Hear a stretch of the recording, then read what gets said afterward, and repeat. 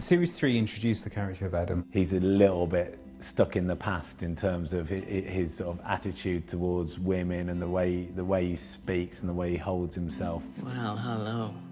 Oh, I thought I heard the door. Or did you hear my heart begin to beat a little faster? No, definitely the door. Annie, this is Adam. Adam is a vampire. Isn't that fantastic? And then we followed his story online in Becoming Human. It's essentially a younger version of Being Human. Becoming was good.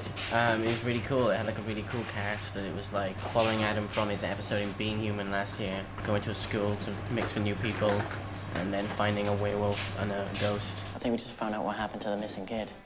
What, he ate him? Check the poster. Matt, I think you were murdered. If you still want to watch Becoming Human, it's on the website, on the BBC website. You can get it on there. Craig's performance was just absolutely sublime. As soon as we saw him playing Adam, and he was bringing so much to that part in terms of, just a mesmerising comic performance, we felt we wanted to see more of Adam and felt fairly confident that the viewers would want to as well. Oh, believe me, I've licked every inch of that real estate. You know what I'm talking about, brother. He's just a horny little vampire, same as ever. I came here with a tan, and now I'm going back to being pale because he hasn't changed. Between the last series and this, he's just been out pillaging and feasting on young women. And very lonely as a result. That is the lot of a vampire.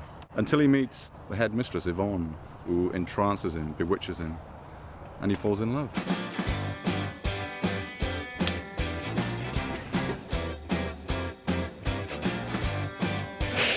This is the opening, and we're trying to play some genre, trickery, fun. We're at St Hilda's, and it's a school for girls, so that's why I'm here. We've got a schoolgirl coming out of the school, obviously on her way to a tryst. So she makes her way down from the school to a deserted folly, whereupon she meets our vampire. Oh my gosh! We are so totally going to get busted. Can you imagine Daddy's face if they expel me? OMG, like, I could hardly show my face at Henley. She thinks she's going there for a bit of a kiss and a cuddle, but he wants to eat. Cool. You are desperate. Yeah. Thank you, guys. We're going to relax the artist while we set ourselves up. Thank you very much. Not yet. It's good now. It'll all go downhill as soon as it starts filming. It's raining, that's what's going on. It's hailing. It's hailing. Well, we've had rain, and we had sun. Now we've got sun again for a bit, and no doubt once we're ready to go, it'll rain again. We need the sun to get the shot, and there's no sun, so there's no shot. There's about 20 things we're fighting all at one time. Sun's back. Stand by to shoot, please. 1708, take 6.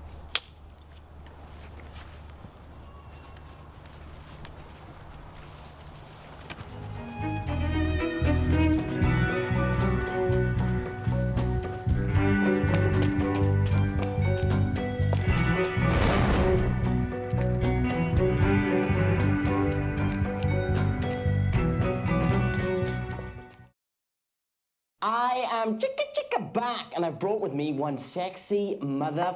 Episode 5 is brilliantly funny. It's really cool, and it's a really fun episode, and it's another journey. He seems to go on all these journeys. And it's the story of a succubus. It's another type for Being Human. We had zombie last year. Hi, Mitchell. I'm Sasha. Like the Beyonce album?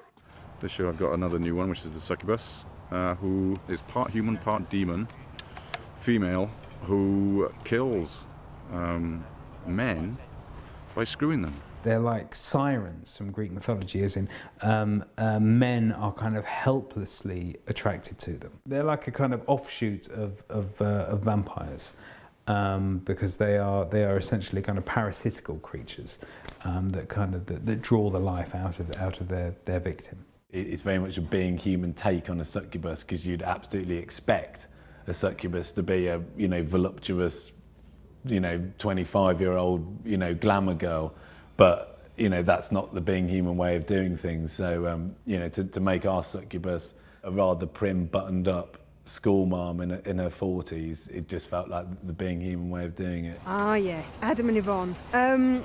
It is the love story of the century. She's a teacher, Adam falls for her. And yeah, I think she falls for him big time. What's the perfect opposite of Adam and Craig?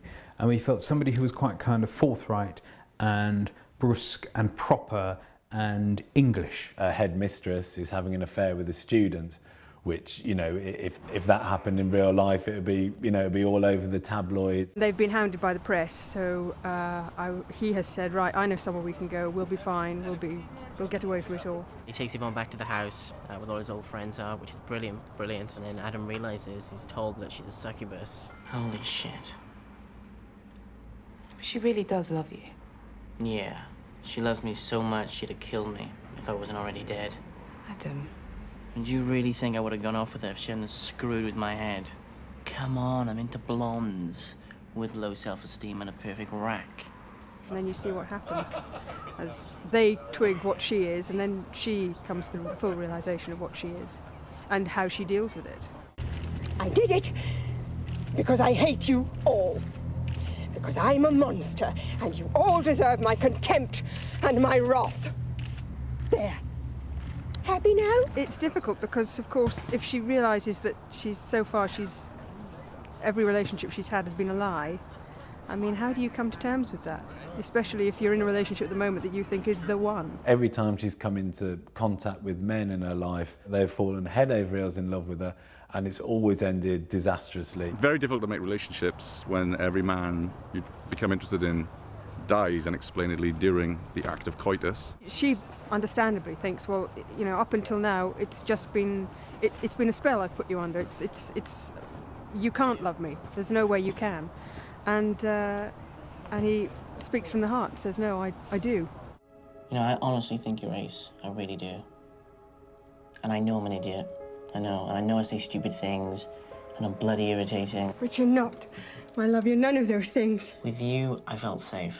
All the hunger and the anger went away. I felt loved, and I loved you. That gets her, and they go off into the sunset together.